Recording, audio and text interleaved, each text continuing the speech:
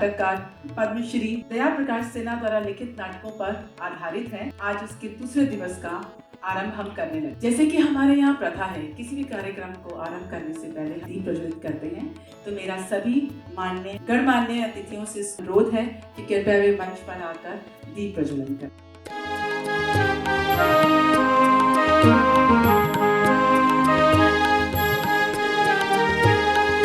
साधयति संस्कार भारती भारते नवजीवनम् साधयति संस्कार भारती भारते नवजीवनम्।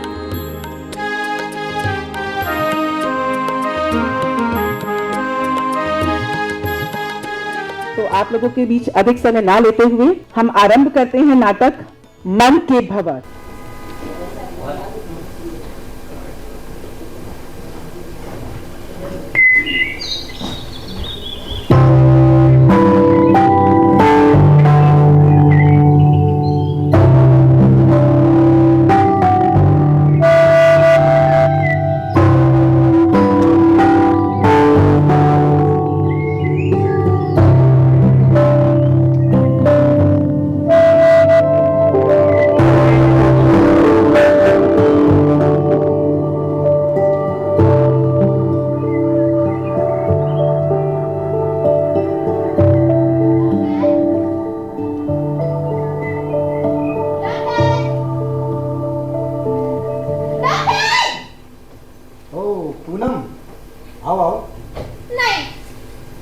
क्या हमसे नाराज हो?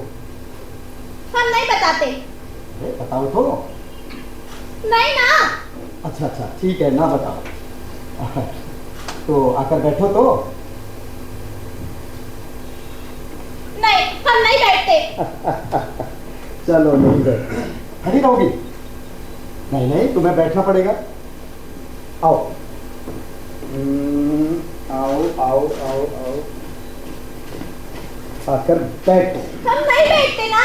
अच्छा अच्छा मत बैठो, ऐसे ही रहो, ठीक है? अब बताओ क्या बात है?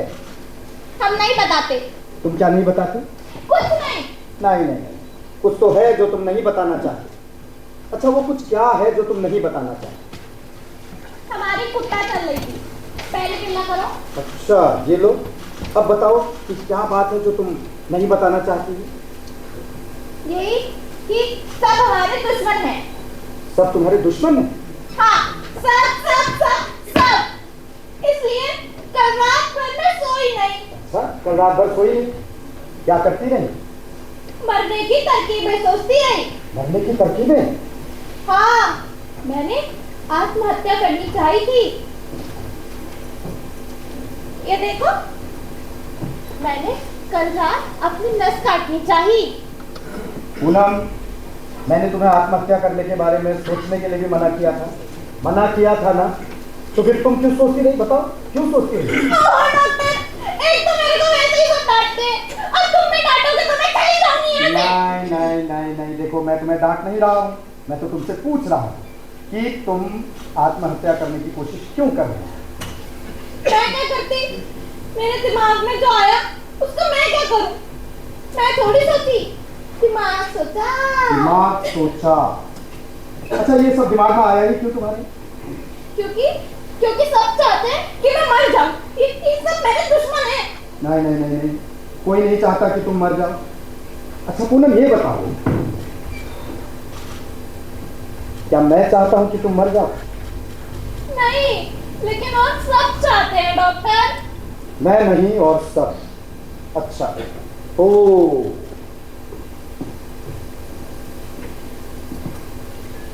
ये देखो। अच्छा बताओ, ये गुड्डा चाहता है कि तुम मर जाओ? नहीं। ये गुड्डा नहीं चाहता और मैं नहीं चाहता, तो फिर तुम कैसे कह सकती हो कि सब चाहते हैं कि तुम मर जाओ? नहीं, ये बात तो गलत हुई। इतना प्यारा सा गुड्डा नहीं चाहता, ये डॉक्टर नहीं चाहता। नहीं, सब लोग नहीं, कुछ लोग तुम कह सकते। कुछ ही लोग सही डॉक्टर। हाँ ये बात हुई ना, सब नहीं कुछ लोग। लेकिन यूँ सोचो कि कुछ लोगों के कहने पर तुम मर क्यों जाना चाहती हो? क्योंकि वो चाहते हैं। कुछ लोग नहीं भी तो चाहते हैं। अब यूँ सोचो पूनम, कुछ लोग चाहते हैं कि तुम मर जाओ और कुछ लोग नहीं चाहते हैं कि तुम मरो। तुमने एक ही बात क्यों सुनी, दूसरे की क्यों नहीं सुनी? तुम्हें दोनों की बात माननी चाहिए। और हम चाहते हैं कि तुम नहीं मरो, इसलिए तुम्हें अपने हाथ की नस ऐसे नहीं काटनी चाहिए। इसलिए तो नहीं काटी। क्या? हाँ डॉक्टर, हाँ। कल जब मैं अपनी नस काटनी चाहिए थी ना, तब मुझे तुम्हारा ख्याल आ गया और तभी मैं रुक गई। और फिर ना मेरे बहुत जोर से यहाँ पे दर्द होने लगी। अरे।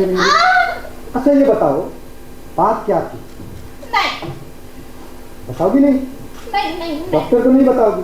अच्छा अपने दोस्त को बताओ। पक्का बता दूं? पक्का बताओ। डॉक्टर, हाँ। कल रात जब मैं अपने घर गई ना, तो मम्मी कह रही थी कि मर भी तो नहीं जाती। अरे मर भी तो नहीं जाती, मैं खाया करना है, क्यों घर में रहती है? डॉक्टर, ये मौत चाहती है कि मैं मर जाऊं, ये सब चाहते हैं कि मैं मर जाऊं, पूनम।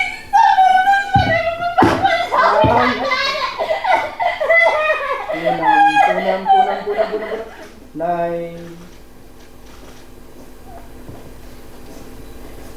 रिलैक्स।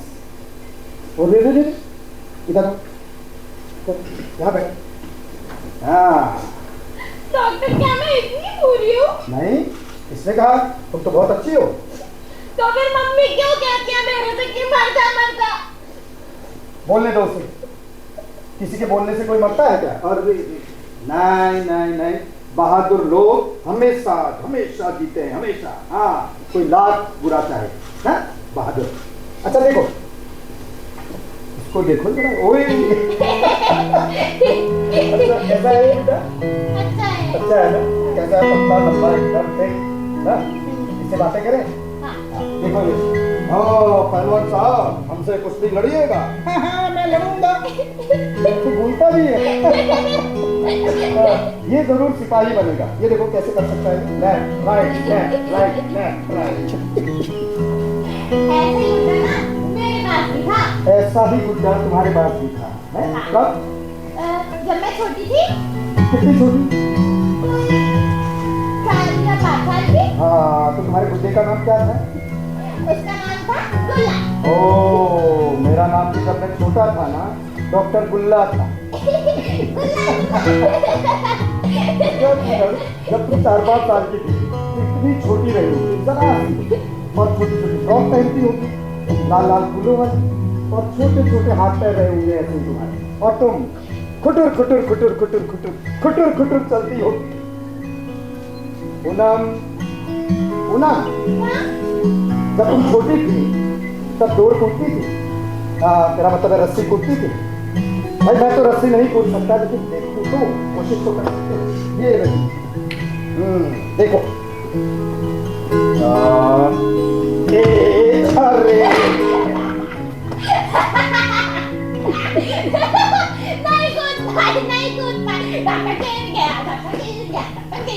नहीं कूद पाए। तुम कूद सकती हो? हाँ? आओ कूद कर दिखाओ।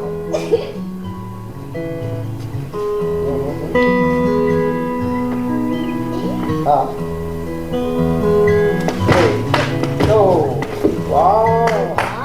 शाबाश, तुम तो एकदम एक्सपर्ट हो। वाह, वेरी गुड। जब मैं छोटी थी ना, हाँ, तो मैं और अच्छे से कूद लेती थी। हाँ, मगर अब तो आदत छूट गई। पूनम, तुम डांस क्यों नहीं सीखती? पहले सीखती थी। नहीं, तुम्हें और सीखना चाहिए। तुम्हारी उंगलियां तो एकदम मुड़ जाती हैं ऐसे। अच्छा तुम जब सीखती थी तब कैसा डांस करती थी, दिखाओगी मुझे? हाँ। दिखाओ। 1 2 3। वाह, बहुत अच्छा पूनम, तुम डांस जरूर सीखो। तो अच्छा करती है। देखो तुम्हारी उंगलियां भी कैसे मुड़ जाती हैं ऐसे एकदम, और कितनी अच्छी हैं तुम्हारी उंगलियां, पतली लंबी, एकदम लेडीज फिंगर। लेडीज फिंगर का मतलब समझती हो? नहीं। भिंडी। भिंडी। साइकोलॉजिस्ट महाशय, जानते हो ना, मुझे भिंडी की तरकारी बहुत पसंद है।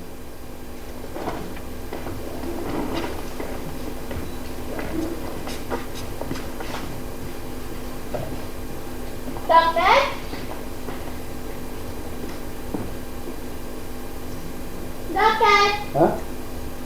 वो क्या कह रही थी? कौन? वो अच्छा अच्छा वो कुछ नहीं, बस ऐसे ही वो कुछ कह रही थी। वो कह रही थी कि उसे भिंडी की सब्जी बहुत पसंद है। तुम्हें पसंद है? नहीं। मुझे भी नहीं, फिर भी बनाती। छोड़ो उसको, छोड़ो। अब तुम बताओ, तुम कुछ कह रही, तुम कुछ कहना चाह रही, तुम क्या कहना चाह रही थी? हाँ, एक बार की बात बताओ डॉक्टर। हाँ। जब मैं छोटी थी ना, कोई 4 या 5 साल की, हाँ। तब मेरा बड़ा भाई बीमार पड़ता था। वो मुझसे बस 2-3 साल ही बड़ा था। और मैं डरती थी उससे। हाँ, मैं डरती थी। तो जहाँ पढ़ता था ना, वहाँ मैं एक दिन घुंघरू बजा के नाचने लगी। तक तक तक तक। इस पर उसने मना किया कि वो पढ़ा है, लेकिन मैं नहीं मानी। तो इस पर उसको खूब गुस्सा आया कि मैं उसकी सुन नहीं। तो वो बोला कि अरे क्या ये माता घुंघरू बजा के खद्दर करती रहती, चल जा यहाँ से। तो मैंने मैं चिल्लाया डॉक्टर, लेकिन ना मैं फिर भी चम चम चम चम चम हल्की हल्की नाच रही थी। इस पर ना उसको और गुस्सा आ गया कि मैं उसकी सुन क्यों नहीं रही। तो फिर ना उसको गुस्से तो आ ही रहा था, फिर एक कीड़ा कहीं से आके उसके गाल पे लगा। अच्छा।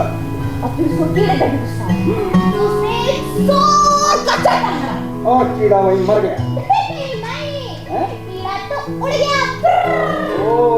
लेकिन वो चाटा उसके गाल पर लगा जाके। बहुत अच्छा। और उसका गाल हो गया लाल लाल टमाटर, लाल लाल टमाटर, लाल लाल टमाटर। गुड गुड, बहुत अच्छा हुआ उसके साथ। उसने काटा क्यों? ऐसे ही होना चाहिए, ठीक है? पूनम, अब बहुत देर हो गई, मैं तुम्हें बाहर से स्कूटर दिलवा देता हूँ और तुम अब घर जाओ, ठीक है? चलो। हाँ? नहीं नहीं नहीं। अरे नहीं नहीं नहीं नहीं नहीं। घर से नहीं, घर से जा। डॉक्टर, मैं चुपचाप बैठ जाऊंगी, घर नहीं जाऊंगी। घर क्यों नहीं जाओगी? घर तो जाना होता है। अच्छा सुनो, अगर तुम घर नहीं जाओगी तो फिर कल डॉक्टर से मिलने कैसे आओगी? हाँ, घर जाऊंगी, तभी तो कल आऊंगी। ठीक है, लेकिन तुम मेरे साथ चलो। चलो, मैं तुम्हें चलता हूँ। चलो चलो चलो।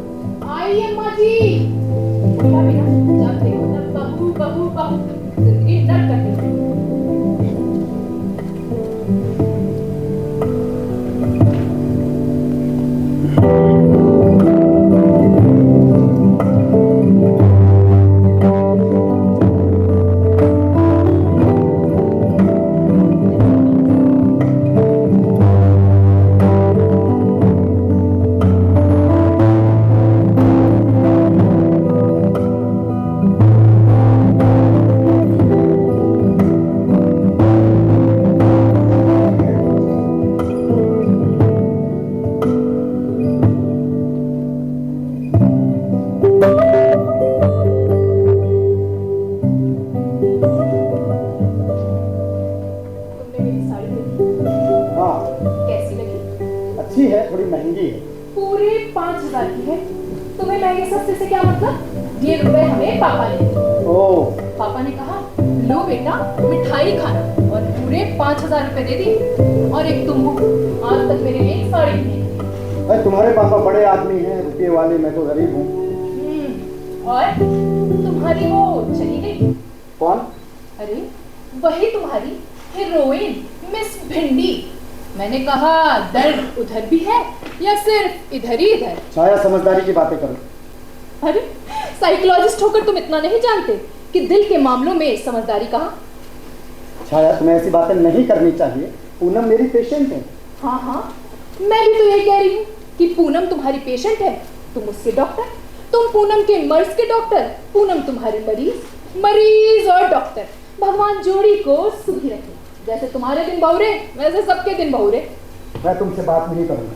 हाँ, तुम तो यही चाहते हो कि कोई बहाना मिले और तुम मुझसे बात ना करो। अरे ना करो तो ना करो, तुम्हारे कोई पैर तो पड़ता नहीं, ये घास किसे देते हो?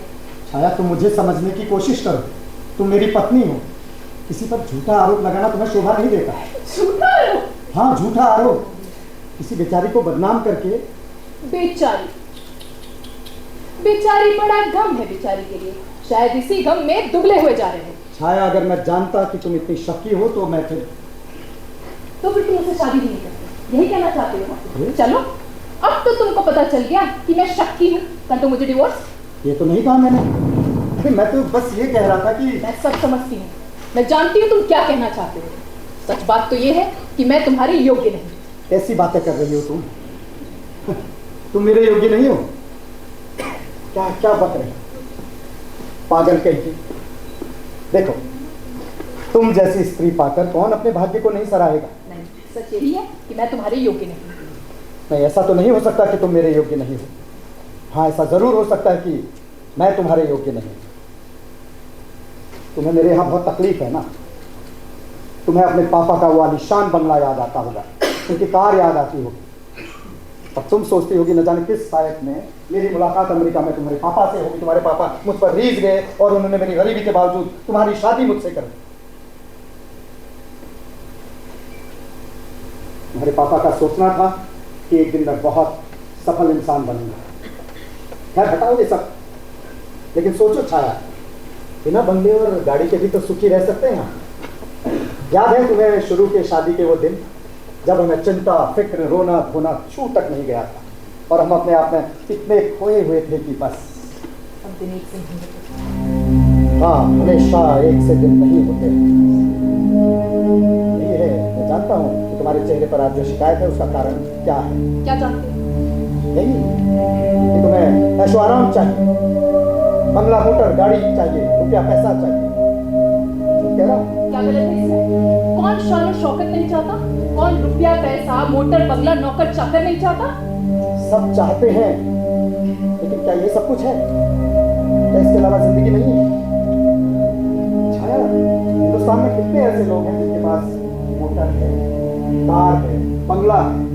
और सच तो ये है कि आज भी हिंदुस्तान में बहुत सारे लोग ऐसे हैं जो भूखे पेट सोते हैं, आधा पेट खाते हैं, अंदर नरिश्ट है। इसकी मायने ये तो नहीं कि अगर सारा हिंदुस्तान भूखा सोता है तो हम भी भूखे रहकर संतोष करें। अरे, पेट भरने का प्रयत्न छोड़ दें। अमेरिका में हर तीसरे आदमी के पास कार है, क्यों ना अमेरिका से आगे बढ़ने का प्रयत्न करें? आगे बढ़ने का प्रयत्न अवश्य करें, लेकिन इसका मतलब ये नहीं है कि अपनी रही सही जिंदगी भी रो धो कर काट दें। शायद देखो, सुख और दुख तो मन की स्थितियां हैं। तुम चाहो तो बड़ी से बड़ी मुसीबत में भी सुखी रह सकती हो और बड़े बड़े दुख में भी सुखी और सुख में भी दुखी। इसका कारण तो ये है कि तुमने कभी मेरे काम में रुचि लेने की कोशिश ही नहीं।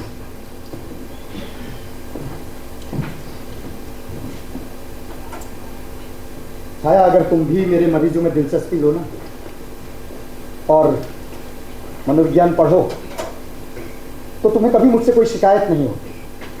हम दोनों एक ही उद्देश्य की साधना करेंगे और हमेशा सुखी रहेंगे। क्या ये जरूरी है कि जिसमें तुम्हें रुचि हो उसी में मैं भी रुचि लूं?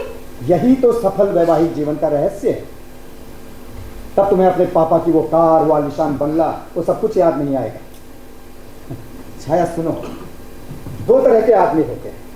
एक जो जीने के लिए जीते हैं, वो जीवन भर अपने सुख सुविधाओं के लिए साधन जुटाते रहते हैं, और दूसरे जो अपने आदर्शों के लिए जीते हैं, उनके लिए जीवन एक साधना होती है। ये साधारण सुख, भोग, विलास, बंगला, गाड़ी, मोटर उनके लिए कोई अर्थ नहीं रखती। उनके अंदर एक आकांक्षा, एक आग, एक लगन होती है और कुछ नहीं। ऐसे आदमी को ना विवाह नहीं करना चाहिए। छाया। हाँ, ऐसे आदमी को विवाह नहीं करना चाहिए, क्योंकि उनका विवाह तो उनके आदर्शों से हो जाता है। सही कहे, उन्हें विवाह नहीं करना चाहिए।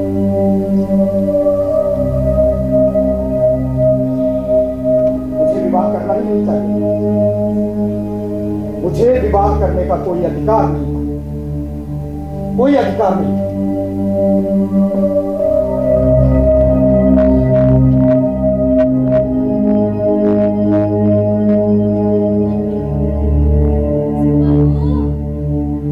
बहू सुनती हो?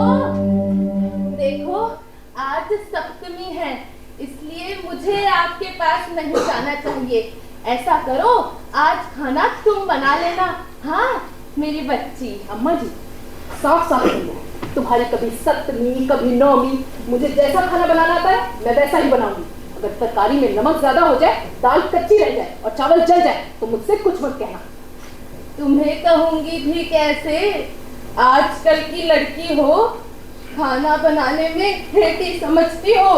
अम्मा जी आजकल की बात नहीं, आजकल की बहुत सी लड़कियां खाना बनाने और चौका बर्तन करने वाली भी मिल जाएंगी। ये तो अपने अपने घर की बात होती है। अरे शादी से पहले मुझे ये नहीं मालूम था कि खाना कहाँ बनता है।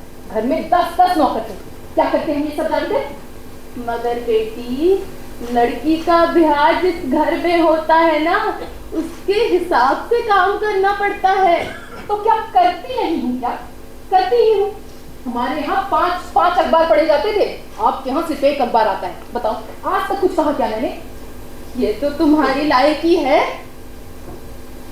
पहले हर सैटरडे पापा के साथ शॉपिंग जाती तो कम से कम 1 साड़ी जरूर खरीदते। अरे मेरी लॉन्ड्री का बिल भी 500 रुपए होता था। बताओ आज तक कोई शिकायत करी क्या मैंने?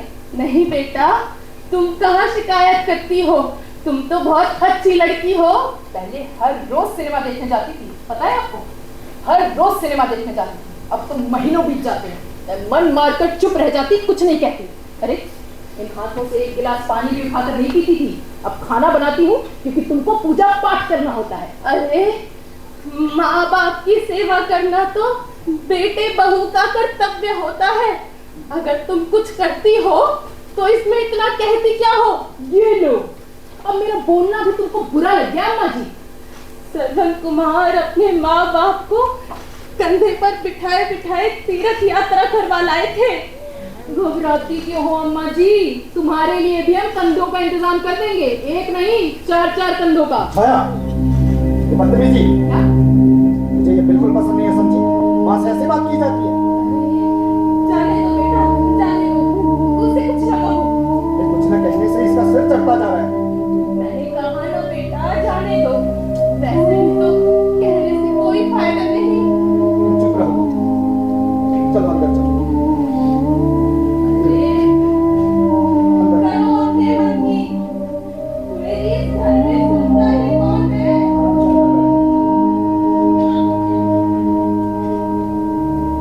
साफ साफ सुन लो, बरामदा तुमने इस तरह की बदतमीजी की बात की तो अच्छा नहीं होगा। इसमें बदतमीजी क्या है? बदतमीजी नहीं समझती तुम इसे? तुम्हारे पापा ने यही सिखाया तुम्हें जिन पर तनाज है। अगर आइंदा तुमने ऐसी बातें की तो तुम्हें अपने पापा के यहाँ जाना होगा, जहाँ ये तमीज समझी जाती है। समझी?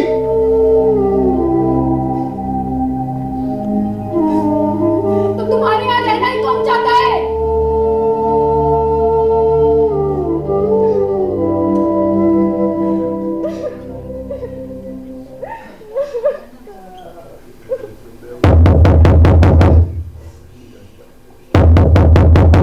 कौन है? हेलो छाया, आप कौन? मैं हूँ मैं कौन? मैं हूँ देवेंद्र। ओ देवेंद्र, तुम कैसे? मैं कैसे? मैं बस ऐसे ही। अरे वो सब तो ठीक है, लेकिन इतने सालों बाद यहाँ दिल्ली में कैसे? इतने सालों बाद? मैडम अगर मैं पहले भी आ जाता तो क्या फायदा? आप तो हमें पहचानती ही नहीं। अरे पहचानती कैसे नहीं? कैसी बातें करते हो? आज ही कहाँ पहचाना आपने? अरे वो तो दरअसल बात ये हुई कि देखो मैं देख भी तो तुम्हें कितने सालों बाद रही हूँ। 2 और 3 5 पूरे 5 साल हो गए मुझे यूनिवर्सिटी छोड़े हुए, उसके बाद अब देख रही हूँ तुम्हें। मगर मैडम मैं तो आपको इन 5 सालों में भी नहीं भूला। लेकिन देवेंद्र तुम भी कमाल करते हो, मतलब कहाँ हो, क्या कर रहे हो, तुम्हारा तो कुछ पता ही नहीं चला। अरे मैडम पता कैसे चलता? आप पता लगाने की कोशिश करती तो जरूर पता चलता। अब मुझे को देखिए, कहाँ इलाहाबाद कहाँ दिल्ली। मैडम पता लगाता लगाता आ ही गया। जब दिल को दिल से राह होती है तो तुमने बताया नहीं क्या कर रहे हो आजकल? एक्टिंग नहीं करते हो? मैं तो नहीं, मैं अब भी वही पुराना काम करता। मुझे हर पुरानी चीज से इश्क है, मोहब्बत है, प्यार है। मैडम मैं फिल्मों में काम करता हूँ। ओह देवेंद्र, तुम फिल्मों में काम करते हो? ओह देवेंद्र, तुम फिल्मों में काम करते हो? फिल्म नहीं, फिल्म। हम मुंबई वाला फिल्म को फिल्म बोलता है। अच्छा, फिल्म भी सही। लेकिन तुमको कभी देखा नहीं। ताजुब है? अरे मैडम, अब तक मैं 20 फिल्मों में काम कर चुका हूँ। किसी में साधु, किसी में डाकू, तबलिक तबलिक तबलिक तबलिक तबलिक तबलिक, किसी में चोर, क्यों क्यों क्यों क्यों क्यों क्यों क्यों, किसी में पुलिस दरोगा, डरा दिया, किसी में मुनीम, किसी में कारिंदा। बैठिए बैठिए बैठिए मैम, बैठिए। कभी 4 सेकंड का रोल तो कभी 4 मिनट का। ओह, एक्स्ट्रा हो अभी। जी हाँ मैम साहब, एक्स्ट्रा हूँ अभी तक। पेट भर जाता और चाहिए ही क्या। अभी इधर कुछ बड़े बड़े रोल मिले हैं मुझे। मेरा ख्याल था कि मेरा चौकटा हीरो बनने लायक है, लेकिन बुरा हो कमबख्त डायरेक्टर की बच्ची का मुझे देखा और बोला, अयो तुम तो एकदम विलन लगता है जी।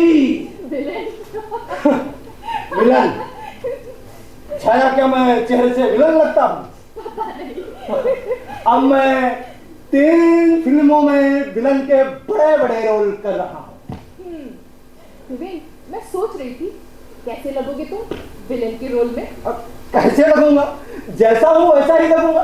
बस जरा सी गर्दन तिरछी की और टेढ़े किए, एक आंख दबाकर हीरोइन के पास जाकर बोला, मेरे दिलो जान की मलका, मैं अब भी तुमसे मोहब्बत करता हूँ। ये देवेंद्र, ये वो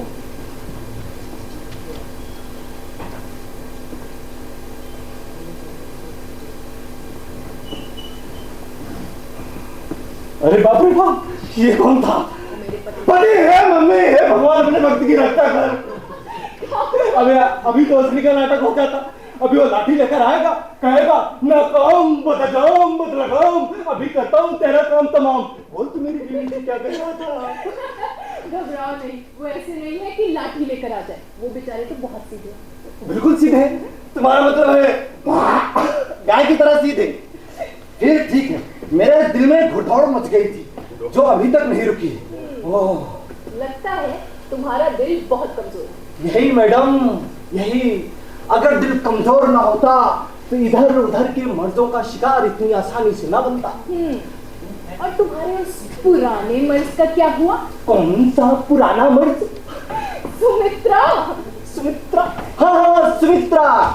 एक्चुअली बात ये हुई कि जब तुमने नहीं दी लिफ्ट तो मुझे सुमित्रा से ही लेनी पड़ी लिफ्ट और उसी को देने पड़े सारे गिफ्ट। दीदी, लेकिन तुम लोग का रोमांस तो बहुत जोरों पर था। तुम लोग शादी करने वाले थे? हाँ, शादी तो जरूर करने वाले थे, लेकिन फिर की नहीं। क्यों? अब तुम ही बताओ छाया।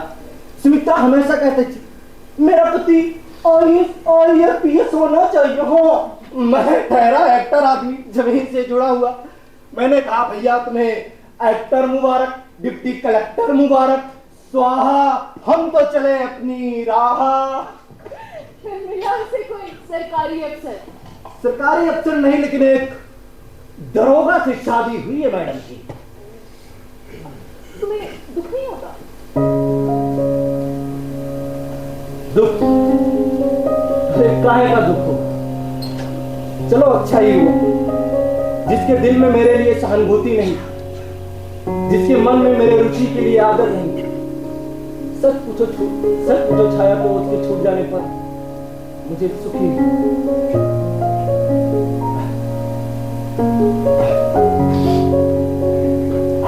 मैडम, ये मोटी मोटी किताबें इन्हें क्या तुम पढ़ती हो? नहीं, ये उनकी है। उनकी गौपति की है। काफी विद्वान मालूम पड़ते हैं जनाब। बस दिन रात पढ़ाई तो करते हैं और साइकोथेरेपी में अमेरिका से डॉक्टर। अजी, अपन तो ज्यादा पढ़ने लिखने में यकीन नहीं करते। ज्यादा पढ़ने लिखने से इंसान अपनी जिंदगी उलझा लेता है। जिंदगी तो हंसते खेलते गुजर जानी चाहिए। जिंदगी हंसने गाने के लिए ये है पल, दो पल। कहाँ है जिंदगी में हंसी आती? छाया, जिंदगी एक नदी है, नदी। कुछ इसकी घूमती हुई लहरों के साथ तैरते इखलाते आगे बढ़ जाते हैं, तो कुछ इसकी गहराइयों का पता लगाने के चक्कर में किसी में डूब जाती है। अपन तो भाई लहरों के साथ तैरना पसंद करते हैं, तुम्हारे पति शायद डूबना। तुम भी कसम से ना, मतलब ये तुम्हारी बेफिक्री देख कर ना मुझे बहुत जलन हुई। काश मैं भी ऐसी हो सकती। निर्वन, लेकिन मेरे पैरों में तो बेड़ियां पड़ गई, समाज की मोटी बेड़ी। मैडम, कमजोरों के पैर ही गिरफ्तार हो सकते हैं। दुनिया की कोई भी ऐसी बेड़ी नहीं जो मुझे बांध सके, जो मेरे पैर की ठोकर से टूट न जाए। तुम पहले भी ऐसे ही थे, बेफिजूल की बातें किया करते थे। तो तुम मुझे बेवकूफ समझती होगी? बेवकूफ तो नहीं, सनकी जरूर समझती थी। तुम बातें भी तो कितनी अजीब अजीब किया करते थे, आसमान को छूने वाली। मैं ये कर दूंगा, मैं वो कर दूंगा। तुम मुझे कुछ भी समझती, लेकिन नाटक में जब तुम मेरी पत्नी बनी, तो उन दिनों कदम से मेरा कदम आसमान था। दोस्तों में मेरा बेहद रौब था। आधी यूनिवर्सिटी तो जलकर खाक हो गई, और जलती भी क्यों? आखिर को तुम मिस यूनिवर्सिटी जो। अब चलो छाया। सुनो ना। क्या है? सुनो ना, मैं कह रही थी जब तुम दिल्ली में हो ना, आते जाते रहना। यहाँ ना मेरा कोई दोस्त नहीं है, तो मेरा मन बहुत दुखता है। बोलो, आओगे ना?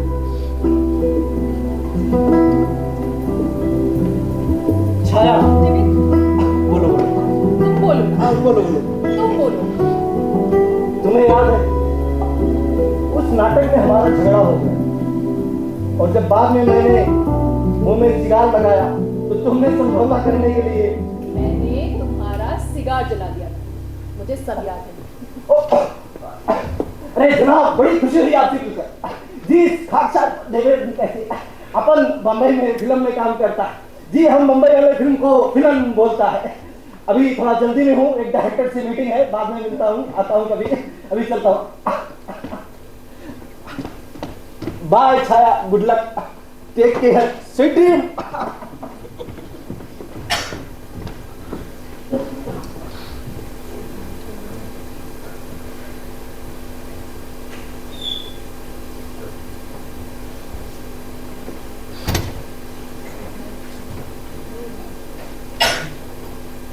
मुझे सिगार से नफरत है, और मुझे तकियानूसी इर्शालू पतियों से। माँ क्या हुआ? स्टूल से पैर लड़ गया, खूनदान गिर के टूट गया, फूल बिखर गए।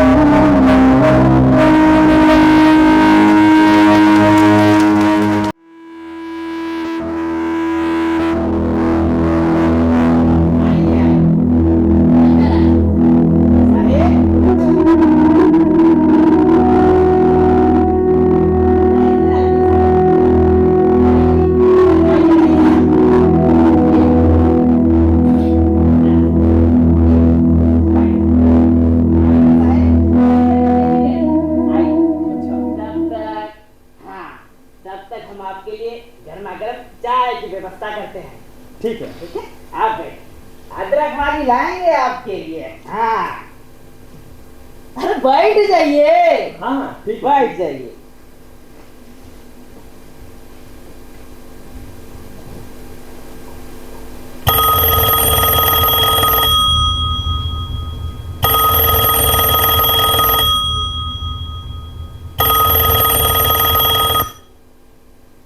हेलो जी जी जी, ये मेंटल क्लिनिक है जी। क्या कह रहे हैं आप? प्रलय हो गई? एक मिनट। अरे नहीं साहब, प्रलय नहीं हुई है। हाँ जी, सूरज के तवे पर आप रोटी सेक रहे हैं और आपके गले में एटम बम की माला पड़ी हुई है। हे भगवान! और तभी धरती फट गई और नंगी लाशों का जुलूस। अरे क्या कह रहे हैं भाई साहब? हैं? उनके घरों पे सिर नहीं है, उनके गले से खून का फवारा, लाल लाल गर्म खून का फवारा। अरे क्या कह रहे हैं भाई साहब?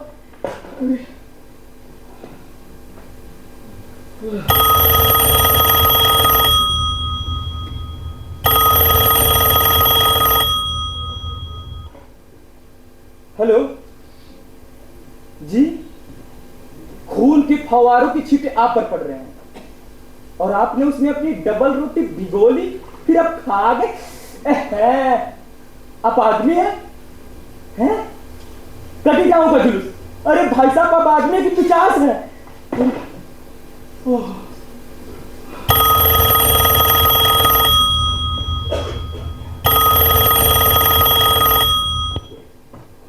हेलो जी जी जी जी, हाँ जी हाँ, मैंने सब नोट कर लिया है जी। मैं डॉक्टर वशिष्ठ को दिखा दूंगा और कुछ नहीं। अजी नमस्कार।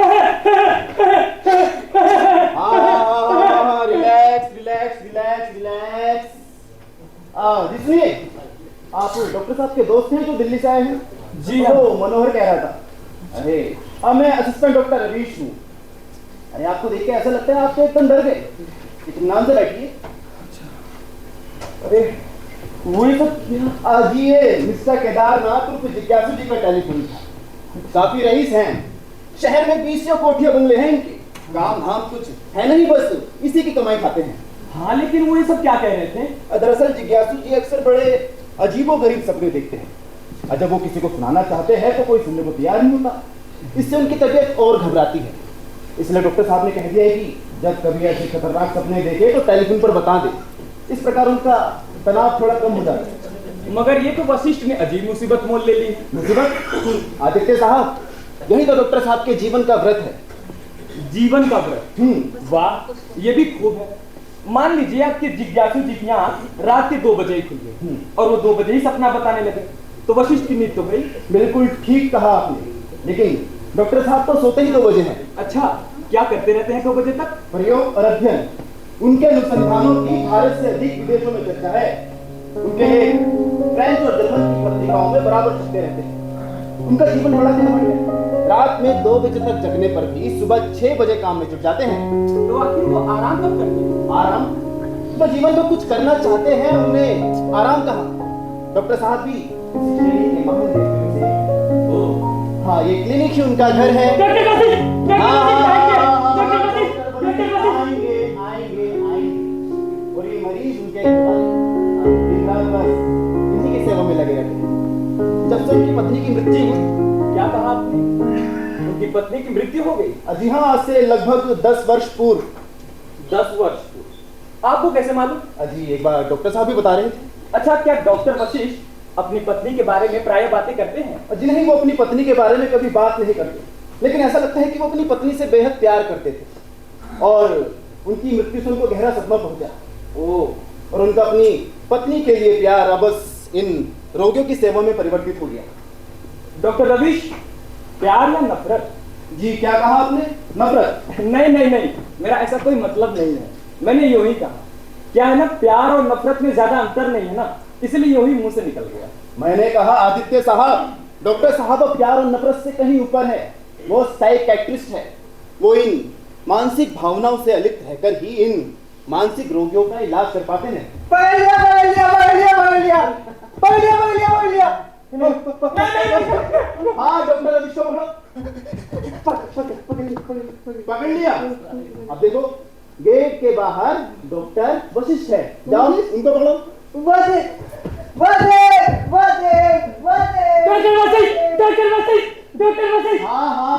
डॉक्टर वशिष्ठ आएंगे और आपको कहानियां सुनाएंगे। बैठ जाओ। डॉक्टर रवीश, क्या आपके यहाँ मरीजों के रहने का भी स्थान है कुछ? जी हाँ, हम अपने यहाँ मरीजों को रखते हैं। यहाँ आते समय लॉन के उस ओर आपने पीली इमारत देखी होगी। हाँ, वहीं हम अपने मरीजों को रखते हैं। अच्छा, अच्छा, उन्हें तो आप जंजीरों से तो बांध कर रखे होंगे ना? अजी बिल्कुल नहीं। अरे अरे घबराने की कोई बात नहीं है उन्हें, वो बिल्कुल शांत रहते हैं। हाँ, लेकिन वायलेंट पेशेंट अपने यहाँ नहीं रखते, उनको आगरा या रांची के पागल खाने भेजने की सलाह देते हैं। तो वे ऐसे खुले घूमते हैं? जी। अरे अरे वो हम उन्हें साधारण लोगों की तरह रखते हैं। अच्छा, तब तो बड़े मजेदार होते होंगे ये पागल। डॉक्टर वसी, डॉक्टर वसी, आएंगे आएंगे आएंगे और आपको कहानी सुनाएंगे। हाँ, लेकिन कभी इनकी आंखों में गौर से नहीं देखना चाहिए। इससे उनको ये प्रतीत होता है कि इनकी ओर कोई विशेष ध्यान दे रहा, जिससे वो विचलित हो जाते हैं। छोटे डॉक्टर, बड़े डॉक्टर, तुम्हें मरीज नंबर 7 के कमरे में बुलावत है। जी माफ कीजिएगा। जाइए। अरे आप बैठिए, पानी पीजिए। डॉक्टर साहब बस थोड़ी देर में आवत है। हाँ?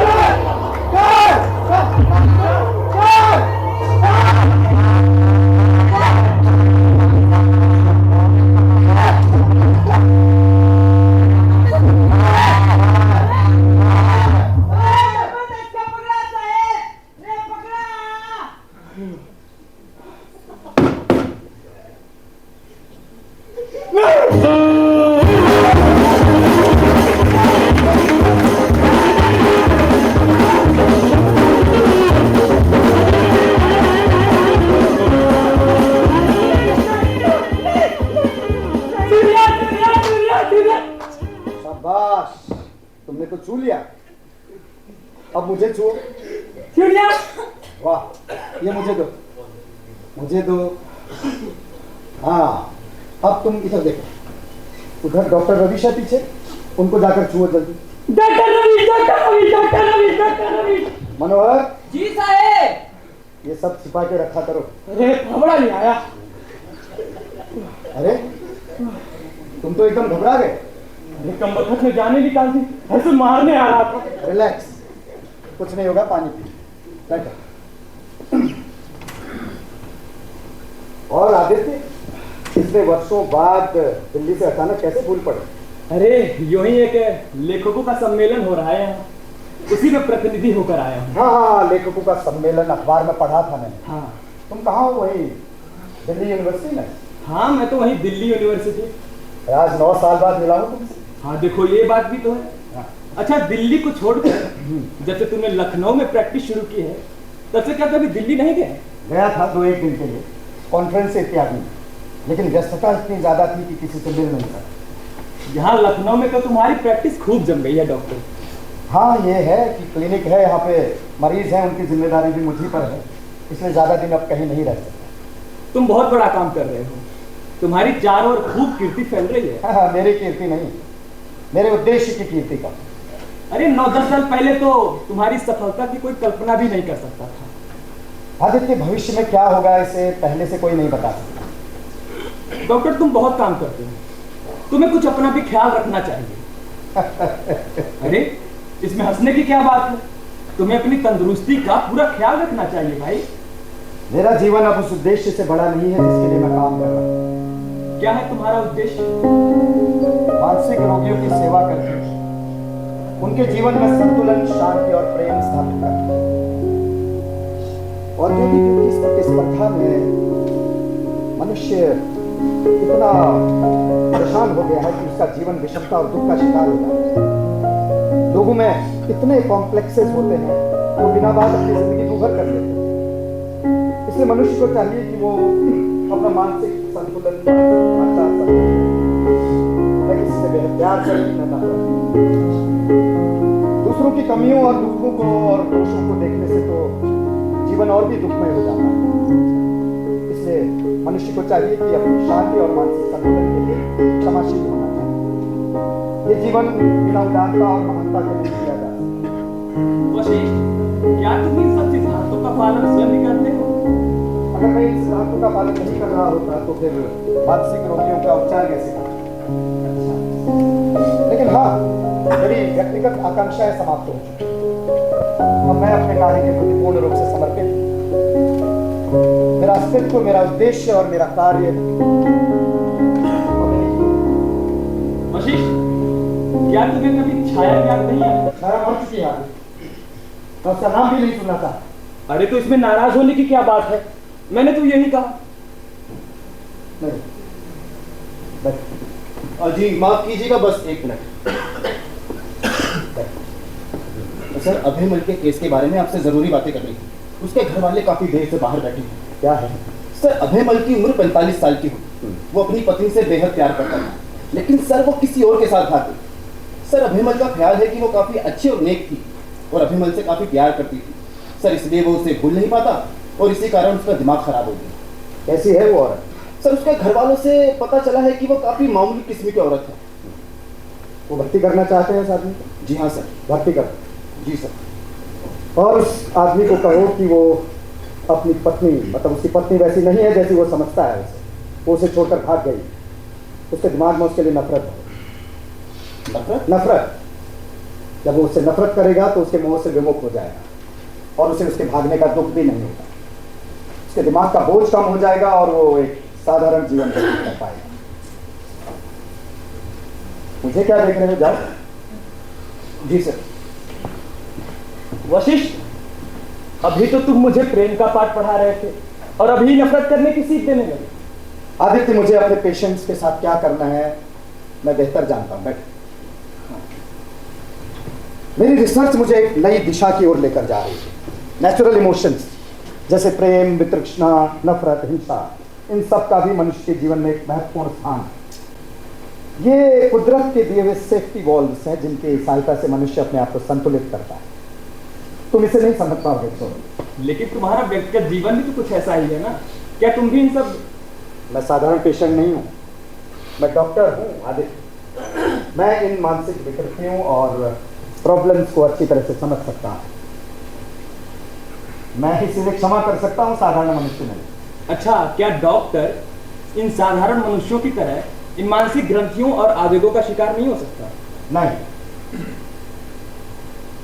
मैं छाया को अपनी माँ की बीमारी में दवाएं देने के लिए लेकर गया। छाया ने माँ को वो दवाएं नहीं दी, माँ मर गई। मैंने छाया को कुछ नहीं कहा। मैं चाहता तो छाया को अपनी माँ की मृत्यु का कारण ठहरा सकता, लेकिन मैंने उसे कुछ नहीं कहा। किंतु मन में तो दोषी भाई थी ना? मैंने उसे क्षमा कर दिया। देवेंद्र के साथ बंबई भाग गई, उस पर भी मैंने उसे क्षमा कर दिया। आदमी अपने घातों से बचने के लिए नफरत पैदा करके बदला ले सकता है या फिर क्षमा कर दिया। अगर उसे क्षमा नहीं कर दिया होता तो आज मेरी वही हालत होती जो अभयमल की। मैं पागल हो गया और हम तो उससे मरे हुए 10 साल। क्या इसीलिए तुमने उसे क्षमा कर दिया क्योंकि वो मर गई? अगर वो जीवित होती तो भी मैं उसे क्षमा करता। मान लो यदि वो जीवित हो, क्या? मान लो यदि वो जीवित हो और तुम्हारे सामने आ जाए। आदित्य, अभी साइंस ने इतनी भी तरक्की नहीं की है कि मरने के 10 वर्ष बाद किसी को जीवित कर दे। वशिष्ठ, बस मान लो, बस मान लो। तुम मान लो, मेरे पास और भी काम है। मनोहर, वशिष्ठ, अभी मैं चलता हूँ। बैठो थोड़ी देर। अभी मैं चलूंगा, शाम को आता हूँ। हाँ हाँ, शाम को ठीक रहेगा क्योंकि शाम के वक्त मेरे पास काम भी थोड़ा कम रहता है। लेकिन रात का खाना मेरे साथ। रात का खाना तुम्हारे साथ, पक्का? ठीक।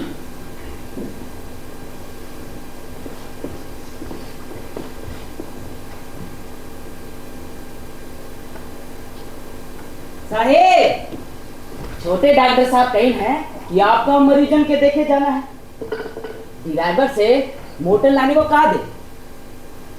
हाँ, 20 मिनट बाद ड्राइवर को मोटर लाने के लिए कह दो। ठीक है साहब, अब भाई क्या देते हैं।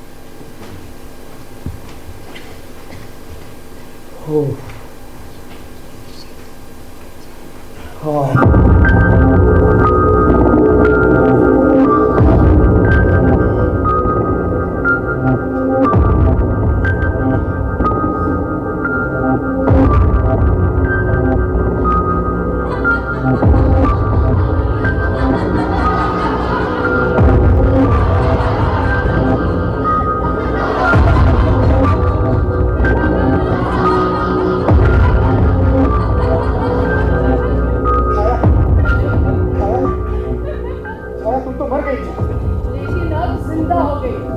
क्यों? तुमसे मिलने, क्यों? क्योंकि तुम मुझसे प्रेम करते हो। नहीं नहीं नहीं, ना तो मैं किसी से प्रेम करता हूँ और ना कहना। तुम मुझसे प्रेम करते हो। नहीं नहीं, मैं तुमसे प्रेम नहीं करता। मैं तुमसे प्रेम नहीं करता। नहीं क्या घृणा करते हो? नहीं एक ही बात है। नहीं नहीं नहीं।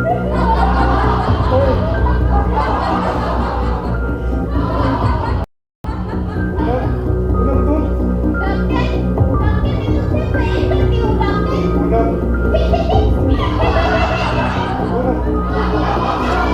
पूनम पूनम मैं छाया हूँ, नहीं पूनम नहीं। नहीं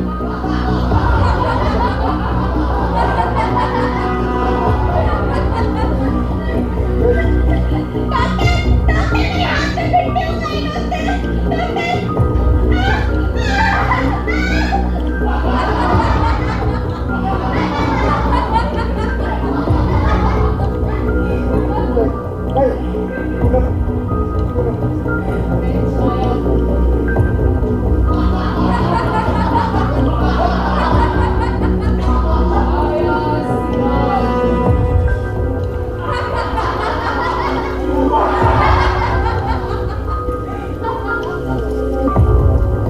पूनम सिगार पी रही है।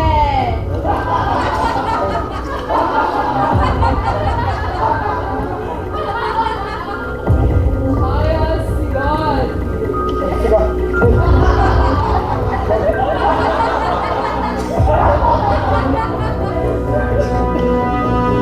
पूनम सिगार पी रही है। बच्चों, लड़कियां सिगार पीती हैं। बच्चों, लड़कियां सिगार पीती हैं। नहीं नहीं नहीं नहीं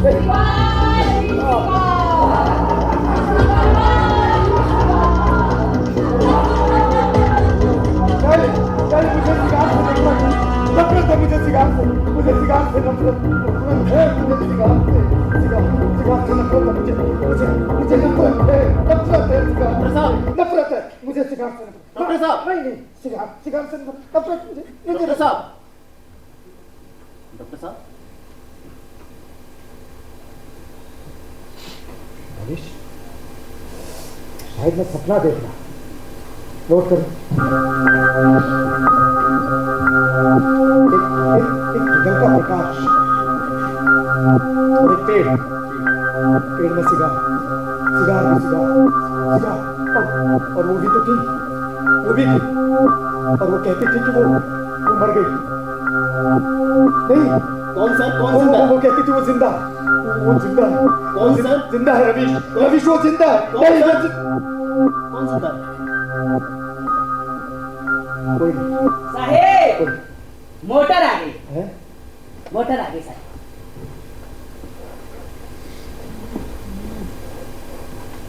रवीश, मैं मॉल एवेन्यू पेशेंट देखने जा रहा हूँ। तुम यहाँ ध्यान रखना, ठीक है? मनोहर, जी साहेब। मेरा बैग गाड़ी में रखो। ठीक है साहब, अब पर रख देते। हाँ।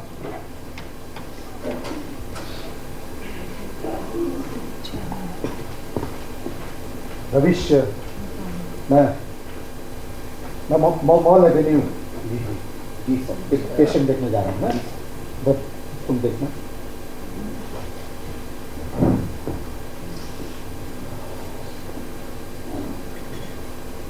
छोटे डॉक्टर, तार आवा है। लाओ।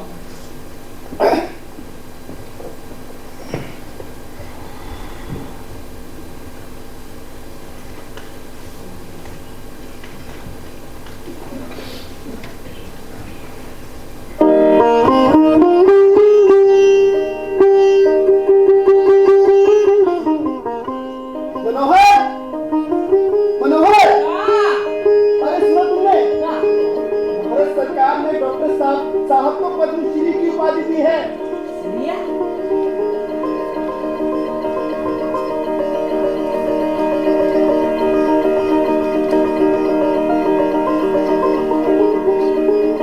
बाप रे बाप, भगवान जब भी दे देता है, छप्पड़ फाड़ के देता है। यूनेस्को से मनोचिकित्सा में सबसे बड़ा इनाम $1,00,000। तोहरी उपाधि, तोहरा सम्मान।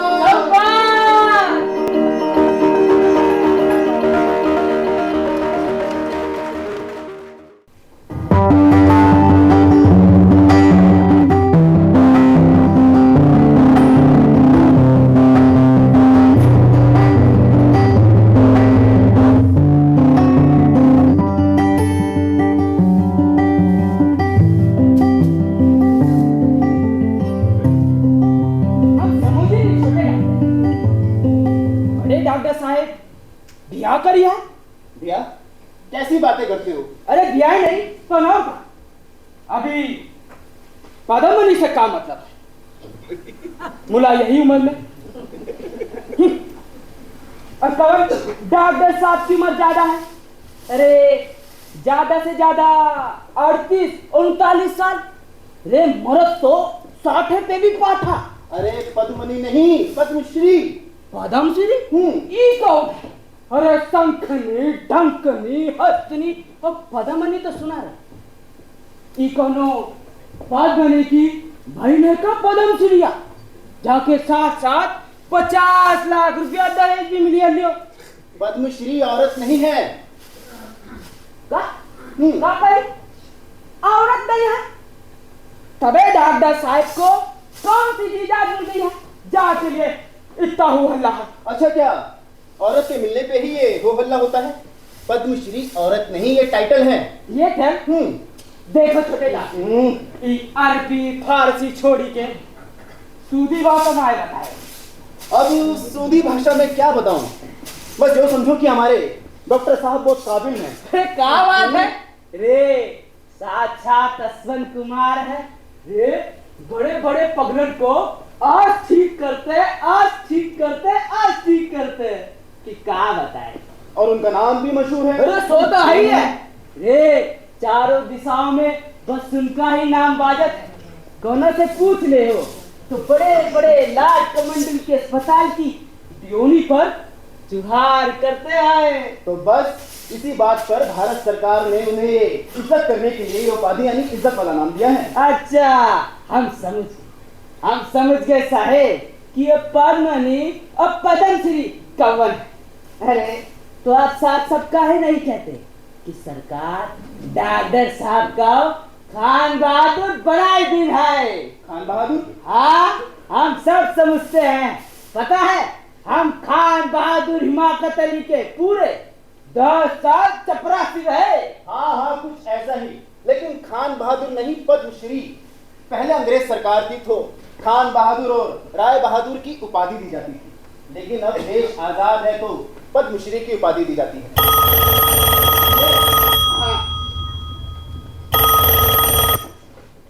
Hello, this is 3551।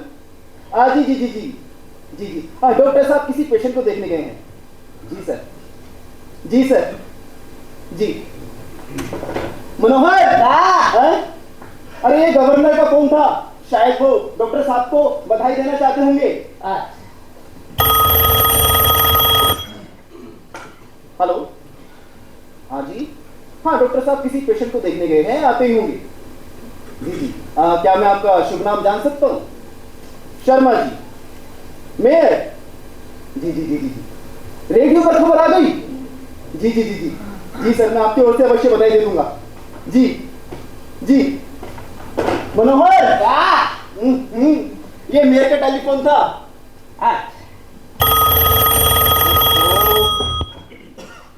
हेलो, जी हाँ साहब, हाँ खबर एकदम सच है। ये बार बार क्यों पूछ रहे हो? एक बार कह तो दिए कि खबर सच है। ये अखबार वाले भी दिमाग चाटने लगते हैं। अरे चटोरे हैं एकदम साहेब। मनोहर कौन है चटोरे? साहेब खुशी की बात है। क्या? Congratulation sir, I am first to congratulate you. हुआ क्या? चिट्ठी आई है साहेब, तुम्हें पद्मश्री मिल गई है। सर पद्मश्री? सर भारत सरकार ने आपको पद्मश्री की उपाधि दी है सर, लेकिन ये तो कुछ नहीं सर, यूनेस्को से मनोचिकित्सा में मौलिक अन्वेषण और प्रयोग के लिए आपको $1,00,000 का सिगमंड फ्राइड पुरस्कार प्राप्त हुआ है। सर ये देखिए तार। हमें लाए तार साहब। अच्छा,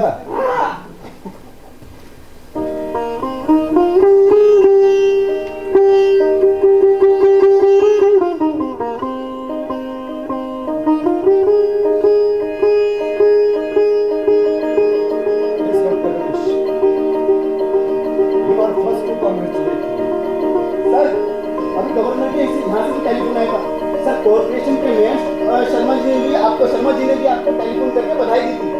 अखबार वाले भी आपको पूछ रहे थे। शर्मा जी कह रहे थे कि आप पर पूरे नगर को नाज है। आप केवल नगर के नहीं बल्कि सारे देश।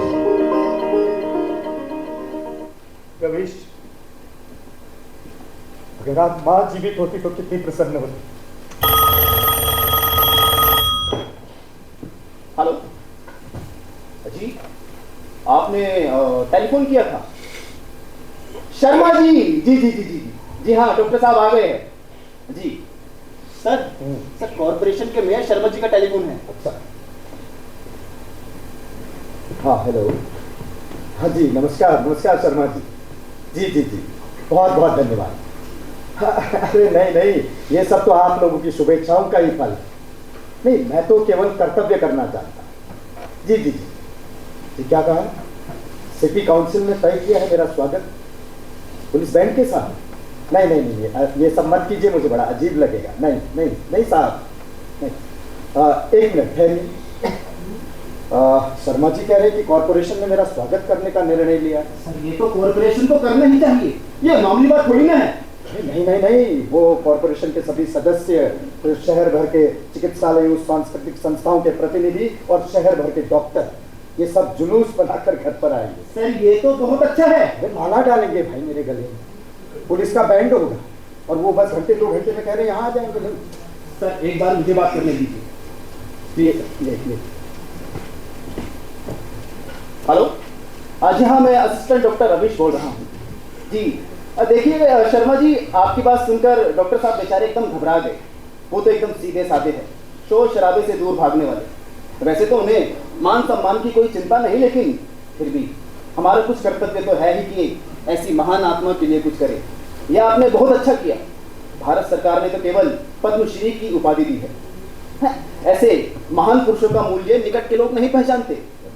वास्तविक सम्मान तो उनका यूनेस्को ने किया है, अब वो पूरे विश्व में प्रसिद्ध है। हाँ, ये हमारे नगर का बहुत बड़ा सम्मान है। आप जुलूस अवश्य लाए। हाँ, आप जुलूस अवश्य लाए। जी अवश्य लाए। तो वो लोग आ रहे हैं? जी हाँ सर, हमारे पास बिल्कुल भी समय नहीं है।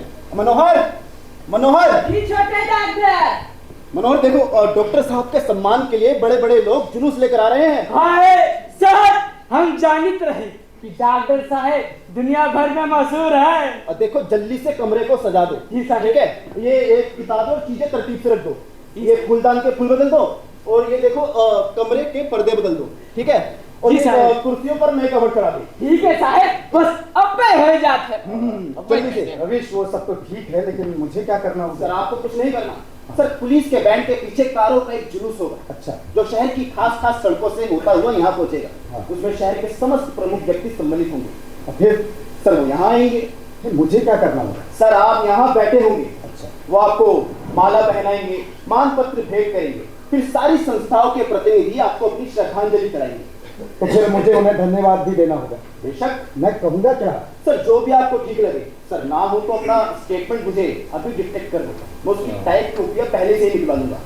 हाँ ये ठीक है। और नागरिक सम्मान के बाद उसे अखबारों में भिजवा दूंगा। हाँ, ऐसा करो, तुम लिखो, मैं बोलता हूँ। जी सर। आपने मुझे जो ये सम्मान दिया है, मैं इसके सर्वथा अयोग्य। ये आपकी महानता है।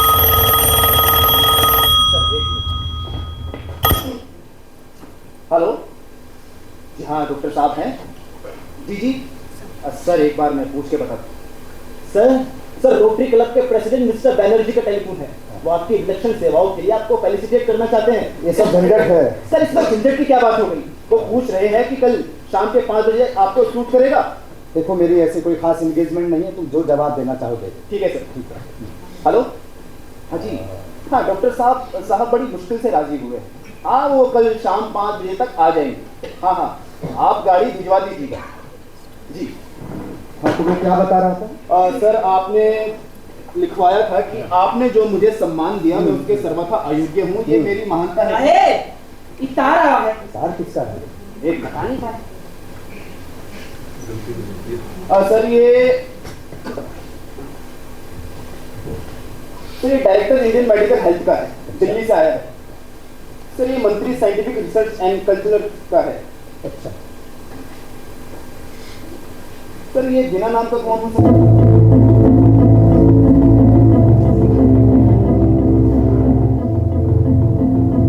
बिना नाम का व्यक्ति कभी मुझे बधाई के कार्ड भेजता है, कभी होली दिवाली की छुट्टी भेजता है।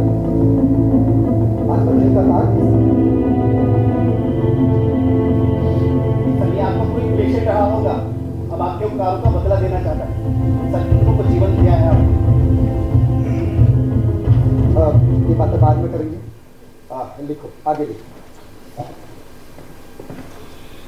आप लोगों ने जो सम्मान दिया है मैं उसके सर्वथा योग्य हूं। इस संसार में बहुत दुख हैं। मशीन युग की गति और तीव्रता में मानवीय मूल्य विघटित हो रहे हैं। ऐसे में मनुष्य अपनी स्थिति नहीं पहचान पा रहा है। सैकड़ों लोग इस अंधी दौड़ में अपना मानसिक संतुलन खो रहे हैं।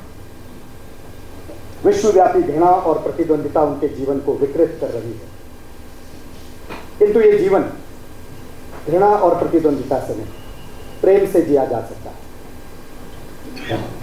यदि उन असंतुलित मानवों के जीवन में मैं प्रेम, क्षमा और संतुलन स्थापित कर सका तो मैं समझूंगा मेरा जीवन सफल हो।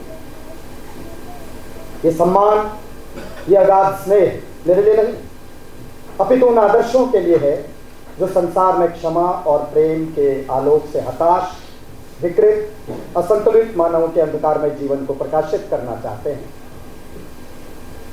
और जिनके लिए मैंने अपना सारा जीवन होम कर दिया है। यही समझकर मैं ये सम्मान अति कृतज्ञता पूर्वक स्वीकार करता हूं और आप सभी को मैं धन्यवाद देता हूं। धन्यवाद देता हूँ। प्रविश लिखा जी सर। और इन सभी तारों के जवाब देने होंगे, याद रखें। जी ठीक है।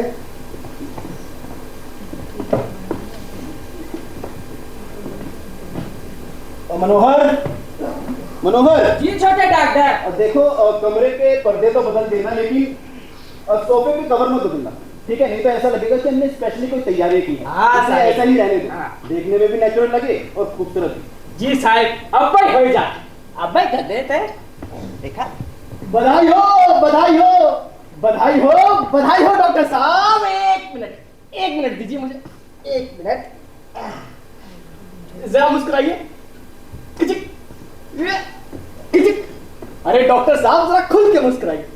अच्छा, एक minute, smile, smile doctor Vashishtha. माफी चाहता हूं, मैं डॉक्टर वशिष्ठ नहीं हूं। डॉक्टर वशिष्ठ नहीं है तो फिर आप कौन है? अजी मैं उनका असिस्टेंट डॉक्टर रवीश हूं। Oh hello assistant doctor Ravish, बड़ी खुशी हुई मुझे आपसे मिलकर। अजी मुझे भी। Mister mister Pradhan, chief correspondent of new deal. अजी कहिए मिस्टर प्रधान, मैं आपकी क्या सहायता कर सकता हूँ? अरे आप भी तो मेरी सहायता कर सकते हैं।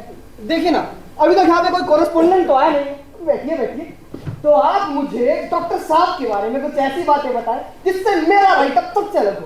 लेकिन आपको एक वादा करना होगा कि आप वो बातें किसी और कॉरेस्पोंडेंट को नहीं बताएंगे। क्यों नहीं बताएंगे ना डॉक्टर रवीश? अरे लीजिए लीजिए, किसी को पता नहीं। वाह मिस्टर प्रधान, सिगरेट की रिश्वत देकर आप एक्सक्लूसिव स्टोरी के चक्कर में हैं। मगर जनाब, हम तो आ ही गए। अब आप आ गए तो धन्यवाद आपके, और करम फूटे हमारे।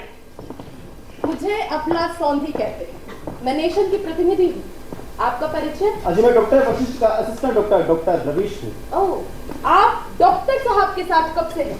पिछले 5 सालों से। बधाई, बधाई, बधाई, बधाई। अच्छा रवीश जी, आप ये बताइए कि डॉक्टर साहब के बारे में आपकी क्या राय है? राय बहुत अच्छी है। नहीं, आप समझे नहीं। मेरा मतलब है कि उनका आपके प्रति व्यवहार कैसा है? व्यवहार, डॉक्टर साहब मनुष्य नहीं देखता है, वो मेरे गुरु है, लेकिन उनके व्यवहार में मुझे सब कुछ मिल जाता है।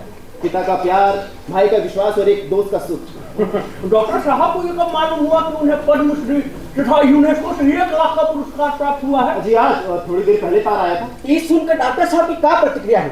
वो क्या बोले? और वो बोले कि अगर आज माँ जीवित होती तो कितनी प्रसन्न होती। ऊपर से वैज्ञानिक कितना भी रूखा क्यों ना हो, लेकिन भीतर से मानवता जीवित रहती है। अच्छा रवीर जी, आप ये बताइए कि डॉक्टर साहब के बच्चे कितने हैं? अजी एक भी नहीं। अरे वाह वाह वाह वाह, क्या बात है। ये कोई मुशायरा नहीं चल रहा है वर्मा जी, हम इंटरव्यू के लिए आए हैं। हाँ तो मैं ये पूछ रही थी रवीर जी कि डॉक्टर साहब के बच्चे कितने हैं? अजी एक भी नहीं। उनकी पत्नी का देहांत तो 10 साल पहले ही हो गया था। अब उनके जीवन में बस ये क्लिनिक और मानसिक रोगी। अच्छा, डॉक्टर साहब को खाने में सबसे ज्यादा क्या पसंद है? हाँ, क्या वो कसरत के भी शौकीन है? क्या वो जानवर भी पालक है? कुत्ता, बिल्ली, तोता, कुछ ऐसा? ये लीजिए डॉक्टर साहब खुद आ गए। ओह, congratulation doctor Vashishth. I am Pradhan from New Delhi. बधाई बधाई बधाई। आई एम वर्मा ऑफ टॉट बियरर। वाह, आपने पूरे देश को गौरवान्वित किया है। माइकल पांडे ऑफ युग की आवाज। बधाई हो डॉक्टर वशिष्ठ। अबला सोंधी फ्रॉम नेशन। नमस्ते। नमस्ते। नमस्ते सर एक फोटो।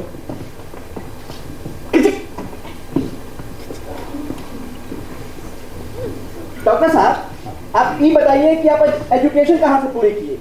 जी मैंने BHU से साइकोलॉजी में MA किया है, ऑक्सफोर्ड से DPhil और हार्वर्ड से साइकोथेरेपी और मनोचिकित्सा में विशेष ट्रेनिंग ली। मैं रूस और पूर्वी जर्मनी भी अपने अध्ययन के सिलसिले में न्यू टेक्निक और प्रगति देखने गया। आपके पिताजी क्या करते थे? क्या वो बहुत बड़े आदमी थे? नहीं, बहुत ही साधारण इंसान। जब मैंने BA किया तो उनकी मृत्यु हो गई। तो फिर आप अपनी एजुकेशन कैसे जारी रखे? मेरी माँ ने अपने सारे जेवर और मकान बेचकर मुझे इस योग्य बनाया कि मैं आज का दिन देख सका। मैं उससे कभी उड़े नहीं हो सका। अच्छा डॉक्टर वशिष्ठ, अगर आज आपकी पत्नी जीवित होती तो वो क्या कहती? आपने बताया नहीं डॉक्टर वशिष्ठ, अगर आज आपकी पत्नी जीवित होती तो वो क्या कहती? जी हाँ, क्या कहती वो? क्या बोले ना, जवाब नहीं दे रहे। आज आपकी पत्नी जीवित होती तो वो क्या कहती? क्या कहती? जी बताइए। डॉक्टर साहब की पत्नी जीवित होती तो वो खुशी से पागल हो जाती। आप कौन? मैं डॉक्टर साहब की पत्नी की सहेली हूँ। लेकिन 10 साल पहले उनकी मृत्यु हो गई। हाँ, वो मर गई। वो इतनी अभागी थी कि इस सुख की साझेदार भी ना बन सकी। सच, बहुत अभागी। आप रो क्यों रही हैं? ये तो खुशी का मौका है। माफ कीजिएगा, खुशी के मौके पर मुझे डॉक्टर साहब की पत्नी की याद आई। तो आप पत्नी के बारे में अवश्य पता कर दीजिए। हाँ, डॉक्टर साहब की पत्नी का नाम क्या था? छाया। छाया। डॉक्टर साहब, क्या आपके पास कौन उनकी तस्वीर है? आप बताइए, वो देखने में कैसी थी? हाँ, उनका रंग रूप कैसा था? डॉक्टर वशिष्ठ, आप बताइए, वो मोरी थी या सांवली, मोटी या पतली, नाटी या कैसी थी वो बिल्कुल मेरे जैसी थी। मैं नहीं चाहता इस समय यहाँ पर मेरी मृत पत्नी का जिक्र भी हो। डॉक्टर साहब, क्या मतलब भाई? आवाज करो सर। डॉक्टर साहब ऐसा क्यों बता रहे हैं? नहीं, पत्रकार बंधुओं, देखिए डॉक्टर साहब अपनी पत्नी से बेहद प्यार करते थे और जब भी इनकी पत्नी का जिक्र आता है तो वो खुद को संभाल नहीं पाते। हाँ, वो अपनी पत्नी से बेहद प्रेम करते थे, बेहद प्रेम। डॉक्टर साहब की पत्नी की मृत्यु किस रोग से हुई थी? उसे तैरने का बहुत शौक था। वो जिंदगी को एक नदी समझती थी, मगर बहुत नासमझ थी बेचारी। उसे नहीं मालूम था कि नदी में भंवर भी होते हैं। एक बार ऐसे ही भंवर में वो ऐसी हंसी, ऐसी ऊंची, कुछ पता ही नहीं चला।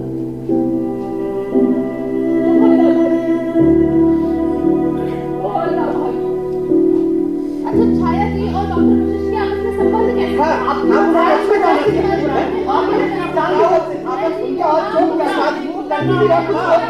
जाना कहाँ था?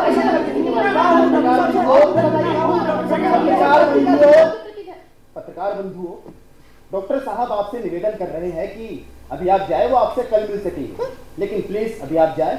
अरे वाह, ये भी अच्छा है भाई। चलो पांडे जी। वर्मा जी नाराज हो गए। Well doctor Ravish, nice to meet you. Nice to meet you. Good bye. Good bye. Doctor Vashishtha जैसे ही ठीक होते हैं आप हमें अपडेट दीजिएगा। अबला सौंदी फ्रॉम नेशन, नमस्ते।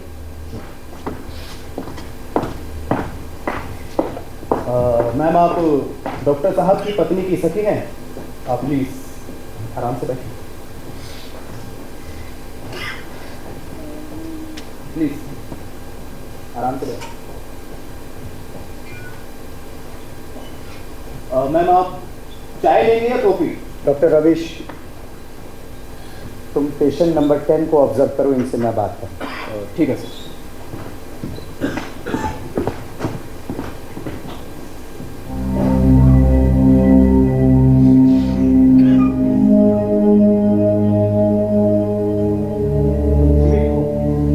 स्वयं ही देख रहे हो। देवेंद्र कहाँ? मुझे नहीं मालूम। उससे आखिरी बार कब मिली? करीब 9 साल पहले, जब मैं बम्बई से बैंगलोर चली गई। तुम उससे अलग क्यों हो गए? हमारा झगड़ा हो गया। ये कैसे मशहूर हो गया कि तुम मर चुकी हो?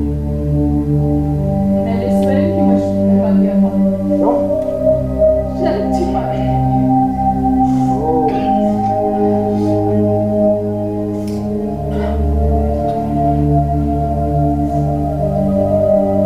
यहाँ क्यों आई हो? तुम्हारे पास सिगरेट पहले तो नहीं पीते थे।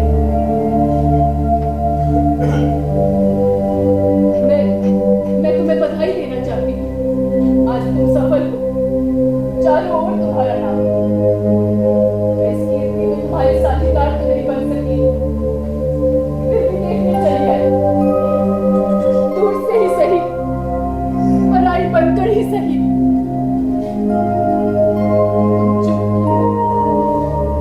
क्या मेरा अचानक जीवित हो जाना तुम्हें अच्छा नहीं लगा? अचानक तुम मर गई थी, या तुमने खुद ही मशहूर करवा दिया था, या तुम अचानक जीवित हो गई? इस सबसे मुझे कोई मतलब नहीं, कोई मतलब नहीं। क्या तुम मुझसे बेहद नफरत करते हो? मैं प्यार और नफरत से ऊपर हूं, ऊपर। जो थी मुझे उसी दिन मर गई जिस दिन इस घर से देवेंद्र के साथ भागी। अब वो नहीं हो सकती, इसलिए मेरा अब तुम जो हो उससे कोई संबंध नहीं है, कोई संबंध नहीं। हाँ, ये सच है कि जो मैं थी वो मैं अब नहीं हूँ। पर जो मैं थी उसी का सहारा लेकर तुम्हारे पास आई। जो था और जो अब है, उसमें कोई संबंध नहीं, कोई संबंध नहीं। वो बिल्कुल अलग और जुदा चीज है। मुझे को देखो, मैं जो पहले था मैं अब नहीं हूँ। मैं पहले सिगरेट नहीं पीता था, मैं सिगरेट पीता हूँ। सिगरेट पीने से तो आदमी बदलता नहीं। तुम वही हो और मैं तुम्हारे पास आई हूँ। नहीं, मैं नहीं समझता तुम्हें मुझसे कोई काम हो सकता है। नहीं, है काम, तुम ही से है काम मुझे। तुमसे दूर रहकर तुम्हारे प्यार को पहचाना है। कितना रोई हूँ, कितना तड़पी हूँ। तुमसे मिलने को कितनी बेचैन थी, तुम क्या चाहते हो? वाह, तुम तो बहुत अच्छी एक्टिंग कर लेते हो। अगर देवेंद्र से कहती हो तो मैं फिल्मों में काम दिलवा देता। इतने क्रूर मत बनो, मैं तुम्हारे हाथ में मैं बहुत दुखी हूँ। तो मैं क्या करूं? मैं बहुत दुखी हूँ। पापा की डेथ हो गई। सौतेले भाई भी मेरी सूरत नहीं देखना चाहते। बैंगलोर में जो नौकरी की थी, बीमारी के चलते वो भी छूट गई। ज्यादा दिन नहीं चलती। मैं जिंदगी के आखिरी दिन तुम्हारे चरणों में बिताना चाहती हूँ। तुम्हारी नौकरी छूट गई, इसलिए मेरे पास आना चाहती हो?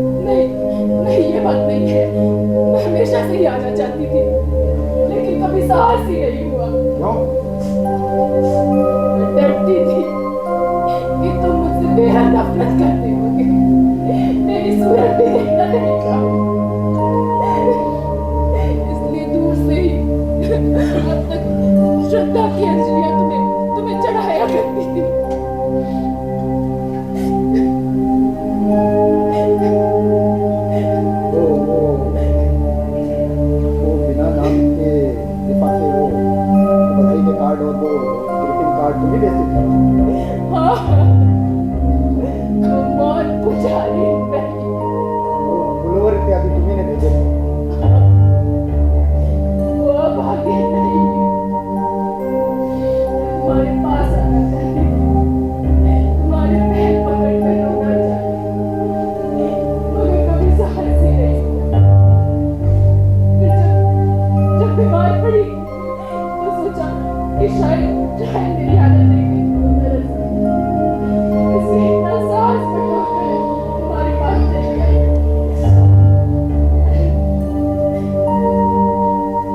तुम चुप क्यों? मैं तुम्हारी दया की भीख मांगती हूँ। तुम पूरी दुनिया को जीवन दान देते हो, आशा देते हो, मुझे निराश मत करो।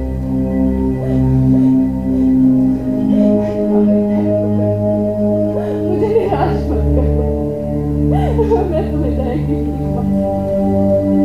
तुम कुछ बोलते क्यों नहीं? तुम कुछ बोलते क्यों नहीं?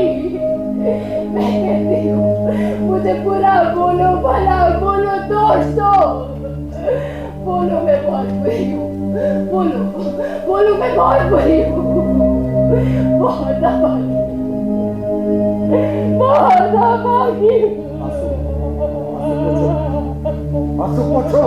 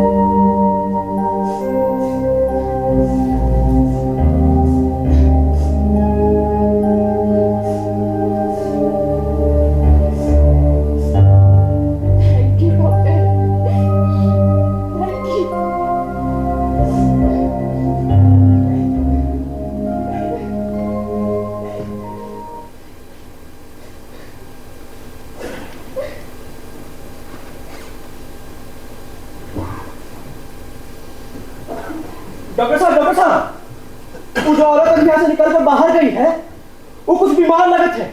उसे शायद चक्कर आते हैं। क्लिनिक से बाहर निकलते ही वो गिर पड़ी और सड़क पर पड़ा पत्थर उसके सिर से लग गया। उसके सिर से बहुत खून बह रहा है डॉक्टर साहब। तो मैं क्या करूं? ये मेंटल क्लिनिक है, यहाँ चोट का इलाज नहीं होता है। बलरामपुर हॉस्पिटल ले जाओ उसे। जी।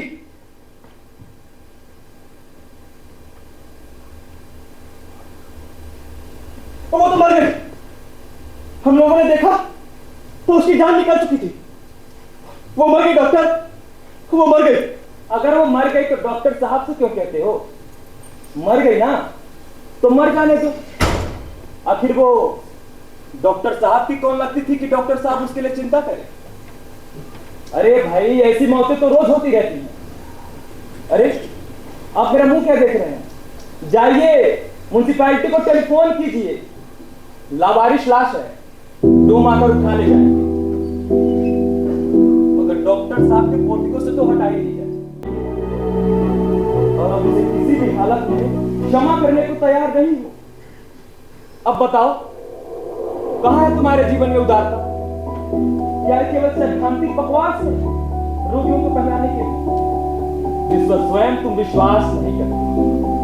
और फिर तुम्हारा दावा कि तुमने अपना सारा जीवन इन मानसिक रोगियों की सेवा के लिए समर्पित कर दिया। ये भी झूठ है डॉक्टर। और आज सुबह तुम उस आदमी को अपनी पत्नी से घृणा करने का पाठ इसीलिए दे रहे थे क्योंकि तुम स्वयं अपनी पत्नी से घृणा करते हो डॉक्टर। पत्नी से तुम नफरत करने लगे, उससे भागने के लिए आपको काम और रोगियों में खपाने लगे। ये उद्देश्य के लिए समर्पण नहीं है, पलायन है डॉक्टर, पलायन। तुम्हारी सारी ऊंची ऊंची आदर्श की बातें सब झूठ और आडंबर। तुम्हारा सारा जीवन, तुम्हारे सारे कार्य, सारी सफलताएं, ये यूनेस्को और भारत सरकार का सम्मान सब झूठ और नफरत पर आधारित है। इन सब की नींव में नफरत और घृणा है। नफरत और घृणा और कुछ नहीं होगा।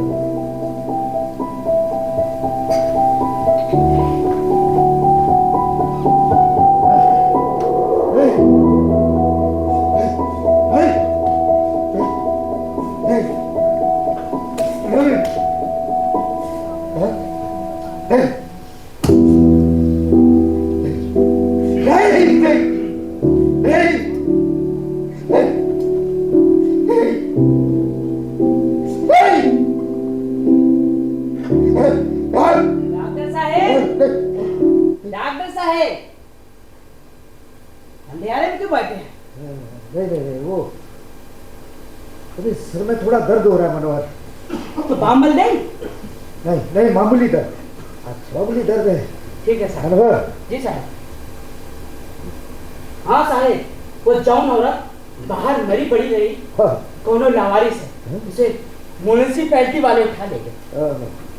मनोहर जी साहब। बत्ती बुझा दो, मेरे सर में दर्द हो रहा है। मैं आराम करूंगा। तो तुम आराम अंदर चलकर आराम करें, जुलूस वाले आइए ना, तब हम बताएंगे। नहीं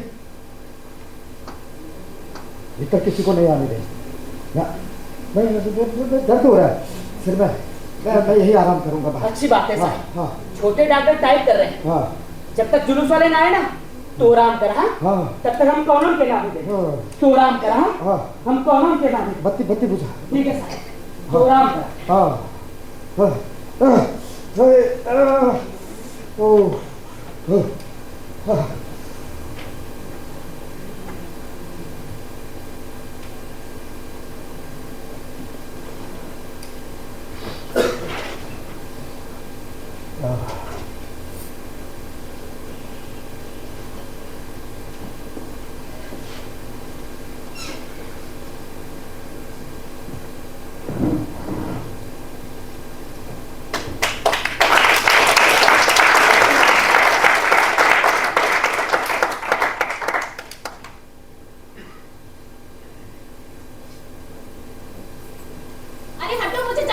अरे डॉक्टर बाबू के मुंह में दर्द है, जब तक जुलूस वाले आए वो काहू से ना निकले। अरे मुझसे मिल लेंगे तो मुझे बताओ तो मैं आई हूँ। हटो, अच्छा मुझे जाने दो। अरे कहा ना वो काहू से नहीं मिले, बाद में आना।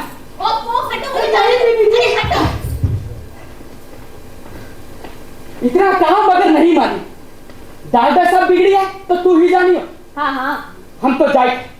हाँ कभी कभी तो आराम करते हैं डॉक्टर साहब, उसमें भी चैन नहीं लेने देती लोग। अरे मैं देख लूंगी, तुम जाओ। ओहो डॉक्टर, तुम्हारा ये नौकर मुझे कब से बाहर रोक के खड़ा था, अंदर ही नहीं आने दे रहा था।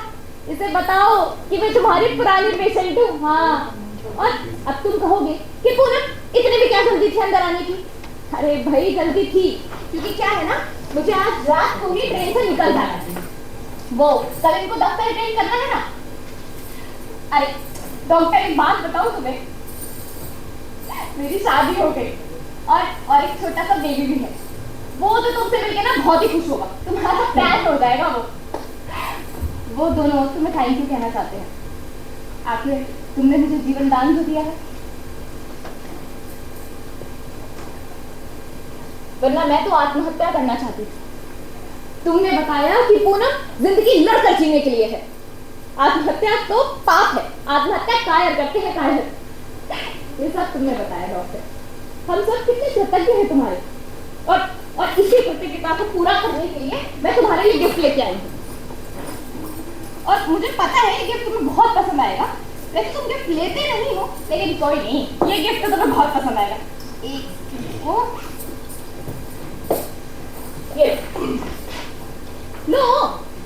अरे डॉक्टर, मैं इतनी दूर से तुम्हारे लिए गिफ्ट लेके आ गई, तुम देख ही नहीं रहे हो। देखो ना, लो। ओहो देखो।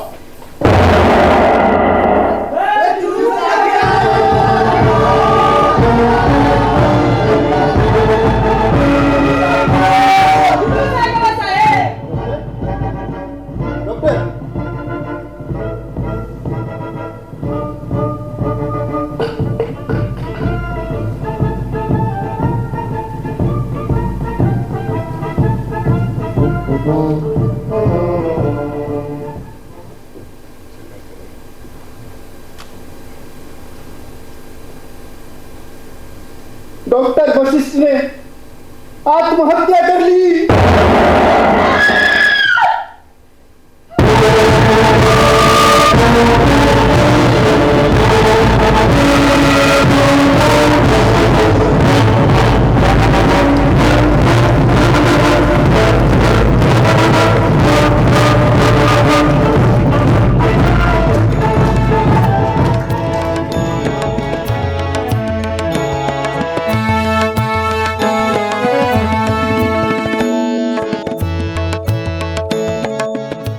बहुत ही उम्दा परफॉर्मेंस, और मैं हैरान हूँ कि इस तरीके की कलाकार अभी भी हैं और इतनी मेहनत करते हैं और किस तरीके से किरदार में जान फूंकते हैं।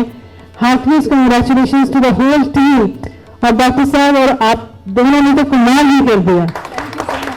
और पूनम, जो किरदार आप निभा रहे थे, आपका असली नाम नहीं जानती, अंशिका, वाकई ही एक आप और एक और जो वहां लेटे हुए थे सेकंड नंबर मरीज। तो एक्चुअली में लग रहा था कि आपकी मेंटल स्टेबिलिटी उस समय उस किरदार में एक्चुअल में नहीं है। तो मैं बधाई देना चाहती हूँ पूरी टीम को और जो आपको सिखाने वाले हैं। अब आप खुद सीखते हैं कि मजेदार, बहुत बहुत हार्दिक शुभकामनाएं और धन्यवाद करना चाहती हूँ नवीन जी का, सतीश जी का और पूरी संस्कार भारती की टीम का कि मुझे उन्होंने मौका दिया फिर से एक बार आपके बीच में आने का। और जिंदगी की भागदौड़ में इतने बिजी रहते हैं कि इन चीज़ों के लिए ना ही समय मिलता है और ना ही समय निकाल पाते हैं। बट एक्चुअल में मैं मानती हूँ कि अगर स्ट्रेस फ्री होना है तो हफ्ते में एक दिन थिएटर जरूर देखना चाहिए।